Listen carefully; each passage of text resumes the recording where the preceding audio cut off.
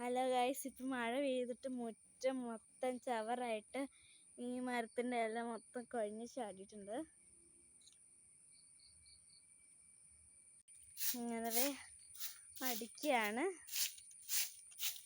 ഒരു സത്യാവസ്ഥ അറിഞ്ഞു നോക്കണം.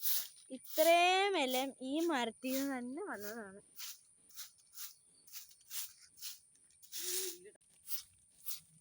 ഇത് മുഴുവൻ ചവറും കൊണ്ട് നിറഞ്ഞിരിക്കുകയാണ്. നമ്മൾ മഞ്ഞൊക്കെ വീഴുമ്പോൾ കാണാറില്ലേ, അതേപോലെ ഇലമഴ എന്ന് പറയാം.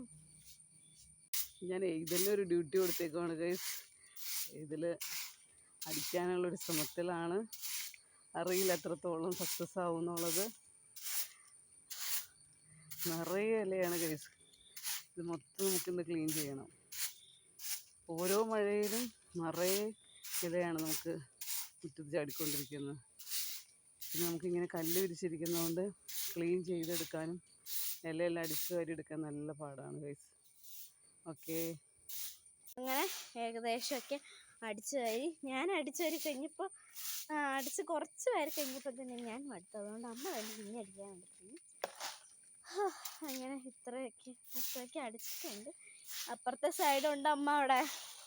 ഇതേ അപ്പുറത്തെ സൈഡ് ഫുള്ളുണ്ട്. എന്തൊരവസ്ഥ!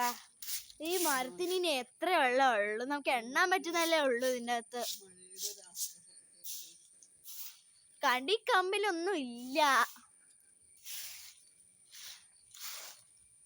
അബിയുടെ മരത്തിൽ നിന്നുണ്ട് കേട്ടോ അമ്മമ്മ. അല്ല, മാവിൻ്റെ ഒന്നുമില്ല. ദേ കുറച്ചടിച്ചപ്പോൾ തന്നെ ഒരു കൊട്ട നിറച്ച് കിട്ടിയിട്ടുണ്ട്. ഇത് ഫുള്ളടിച്ച് കഴിയുമ്പോൾ നിറഞ്ഞ് ഫുള്ളാവും. സമയത്ത് കളയാൻ പോവാണ്. മിൽക്ക് ഫ്രൂട്ടിൻ്റെ ഇതിലാണ് കളയുന്നത്. ഇങ്ങനെ മൊത്തം കഴിഞ്ഞിട്ടുണ്ട്. ഇനി കുറച്ചുകൂടി ഉണ്ട്. അതുകൊണ്ട് ഇന്ന് സെറ്റാക്കി കഴിഞ്ഞാൽ തീർന്നോളും.